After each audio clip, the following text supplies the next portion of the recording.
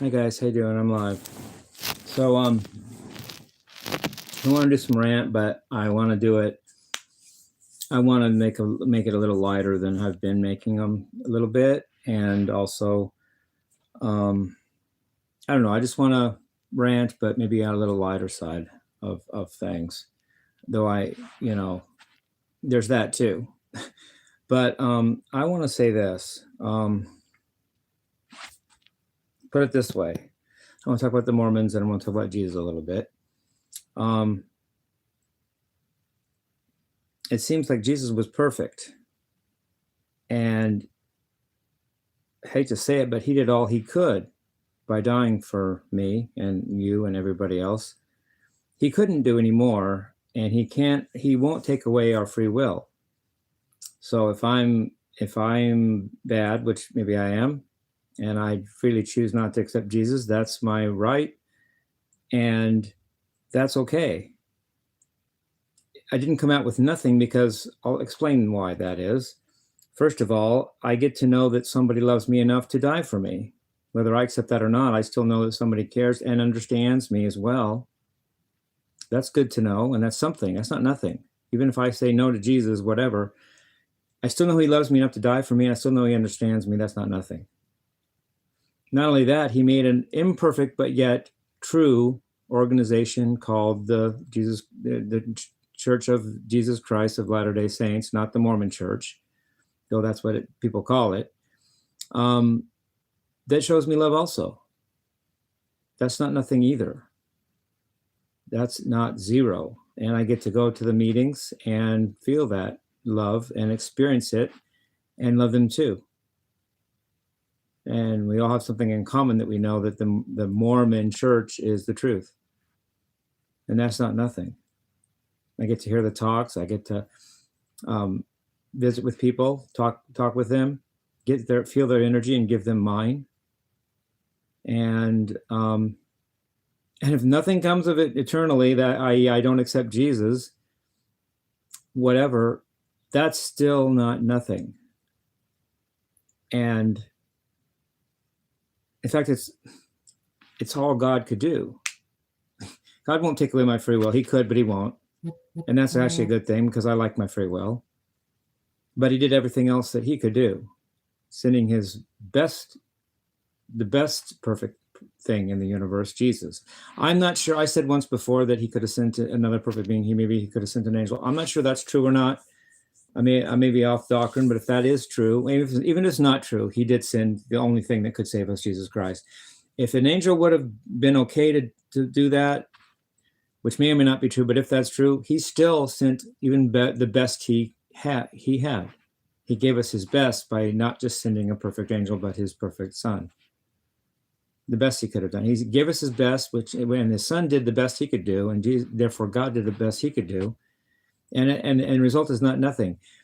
The very fact that the Mormon Church exists brings more peace to the world than if it didn't, and more joy and love to the world than if it didn't. Forget about, even if I don't accept it, I accept Jesus, or you don't accept me, whatever, it's still a good force in the world, and I still like it and plan to be a part of it as much as I can. And that's what my plan to do. And who knows, I'm not big enough to say that I know exactly what my condition is, or that I know that for sure I'm not saved, or whatever. So there's that too. There's a verse that says, even if our own hearts condemn us, God is greater than our hearts and knows all things. God's bigger than me. So if God's opinion is right, not mine. If God's opinion differs from mine, God's right. If he's right along with me, then hey, okay, I'm right. Wee-hoo. But if I'm not, if I'm wrong and God's right, then God is still right. If I'm wrong, and so I see good in the Book of Mormon. I see good in the Church of Jesus Christ of Latter-day Saints, and I see good in knowing that Jesus exists, died for me, and understands me. And on top of all that, I get to have an example of a better way to live by Jesus' example he gave. It isn't just he died for me, or aren't I lucky? he showed me better ways to think and act and talk than I would have had if he never existed. And it helps me it helps me because I'm not Jesus, and of course, but he gives me ideas on what I can do to try to be better and be better than I would be if there were no model to go by. I'd still try to be good if there was no Jesus, but it would be harder, and I wouldn't be as good at it, I don't think. I think Jesus gave me examples that are shortcuts to learning that myself by reading that he did it, and then I can figure it out quicker than if I just had to learn it all by rote, by my own experience, by just myself alone, or osmosis. That's a biological term. This means getting something just from it sinking in around you. Well, I could learn that way, but I learn faster by examples that of how Jesus did things and parables he taught and things like that. Do you want examples, or am I good? I'm like, for instance, always picking the hardest case in the room. You know, when there was a bunch of people that in the room, Jesus went right to the one that had demons in him because he was the hard case.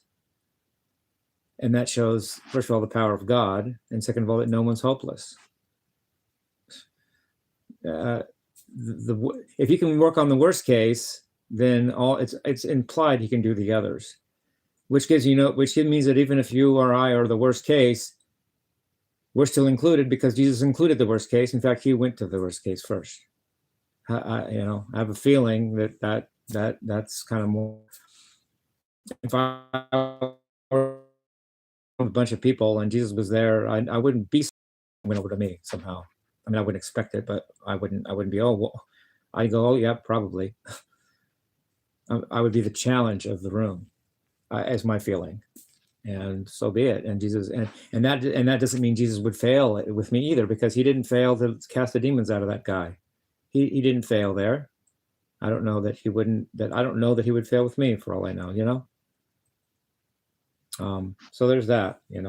And also just the way he taught about us, loving first, even if you're not loved first. Jesus, while we were yet sinners, Jesus gave himself while we were yet sinners, Jesus loved us and gave himself a ransom for many.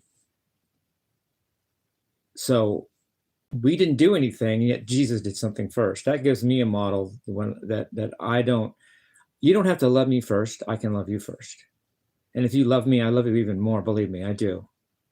But even if you don't love me, I can make the first move and say, I love you first. And while he was reviled, he did not speak, or he did not open his mouth, something to that effect. And you see the stories of people. Someone spat on Jesus, and he didn't raise a hand to him.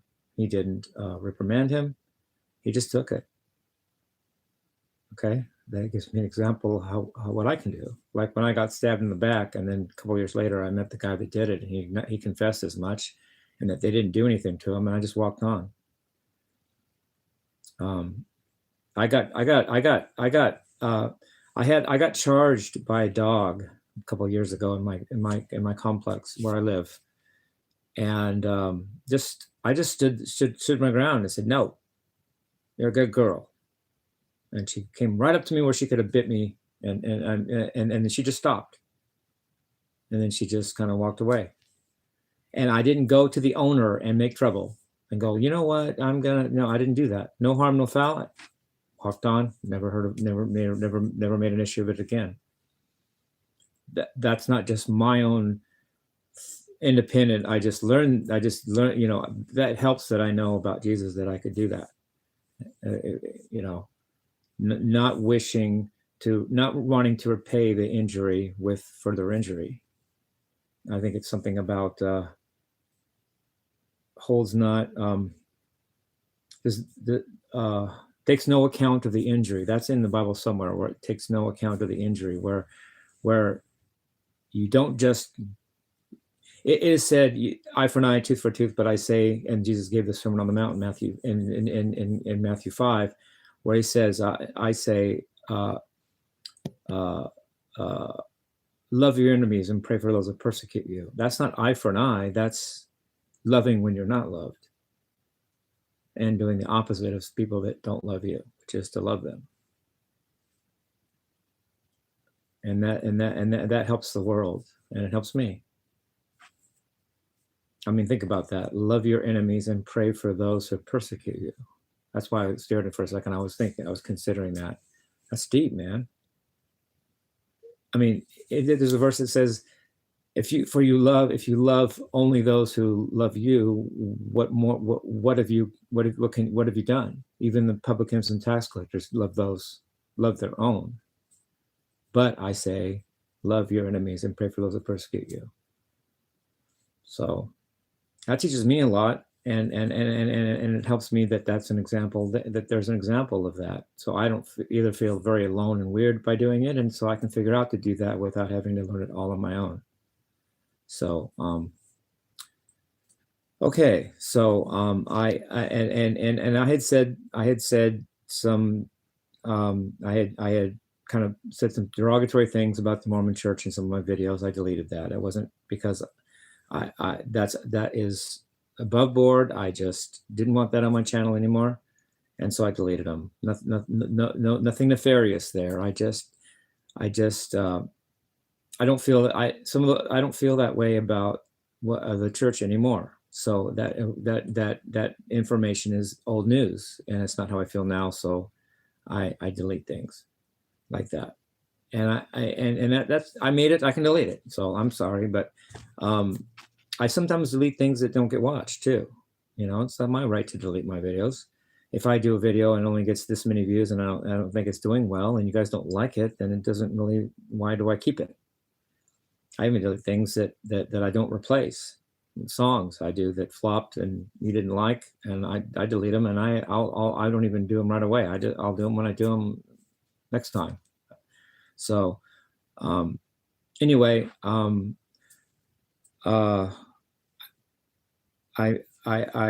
mean all I'm saying, and I still want to. I'm still going to do when the music's over again. Just let me. I'm getting my strength back more than I had on my last video or two. So let me just get it. Let me just process and do some. Here's another thing. Jesus went off into the mountains a lot, and that's not a moral thing, but that's a clue to me that even Jesus had to recharge his batteries. And I do that all the time. Like what I'm saying right now about doing this song, I have to recharge. I'm in the mountains right now. I'm still recharging. I had a big day going to church and just a lot of things and energy. I went on a walk my 15 miles today, not just 13 like my average is, but 15. And I'm just recharging. I'm in the mountains. But when I come down, then I learn, I kind of get that. I learned that from him a little bit, that he would do that. And I thought, why? But then I know that, oh, that's what he's doing, is recharging.